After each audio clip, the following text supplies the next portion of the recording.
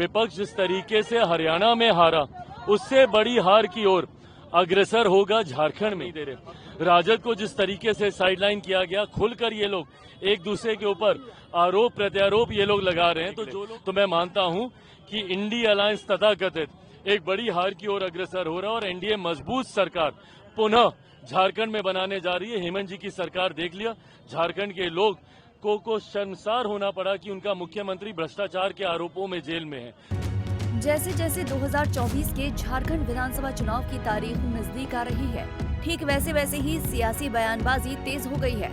इसी बीच अब केंद्रीय मंत्री चिराग पासवान का बड़ा बयान सामने आया है। चिराग ने विपक्ष को घेरते हुए ये कहा कि हरियाणा चुनाव परिणाम के बाद जिस तरीके से लोगों में इस बात की उम्मीद विश्वास के साथ और बढ़ी है कि प्रधानमंत्री मोदी के नेतृत्व वाली सरकार ही राज्यों का विकास कर सकती है। विपक्ष जिस तरह से हरियाणा में हारा, उससे बड़ी हार की ओर झारखंड में अग्रसर होगा।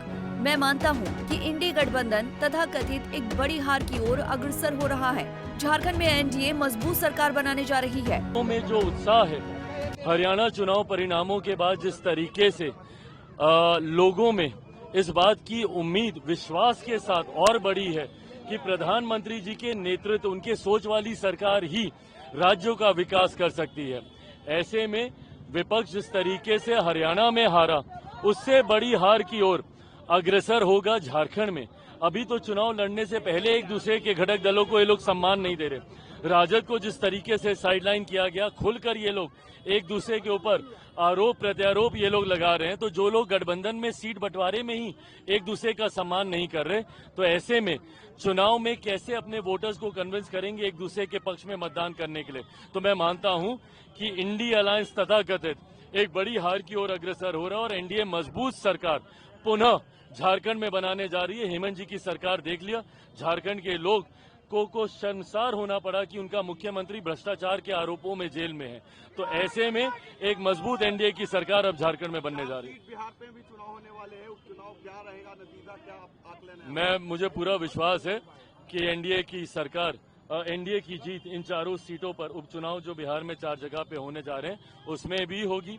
भाजपा की भी मजबूत तैयारी है, जदयू की भी मजबूत तैयारी है। मैं मानता हूं कि इन चारों सीटों पर एनडीए जीतने जा रहा है। कश्मीर में नई सरकार बनने के बाद भी आतंकवादी हमले हुए, बिहारी मारे गए हैं वहां पर। जिस तरीके से पिछले 10 सालों में, जिस तरीके से केंद्र सरकार के शासन में एक लंबे समय तक घाटी में, जम्मू कश्मीर में जिस तरीके से एक शांति का माहौल देखने को मिला, नई सरकार के बनते ही पुनः वहां पे जिस तरीके से आतंकियों ने और उनके संगठनों ने अपना सर उठाने का काम किया, ये कहीं ना कहीं दर्शाता है कि इनको संरक्षण देने का काम यही दल करते हैं जिन दलों ने इतने वर्षों में जम्मू कश्मीर को बर्बाद करने का काम किया।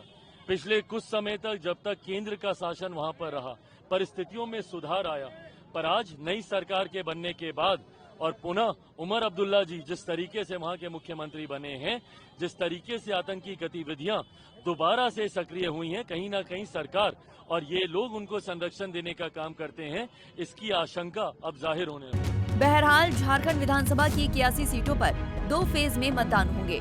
13 नवंबर को पहले चरण का चुनाव और 20 नवंबर को दूसरे चरण के मतदान होंगे।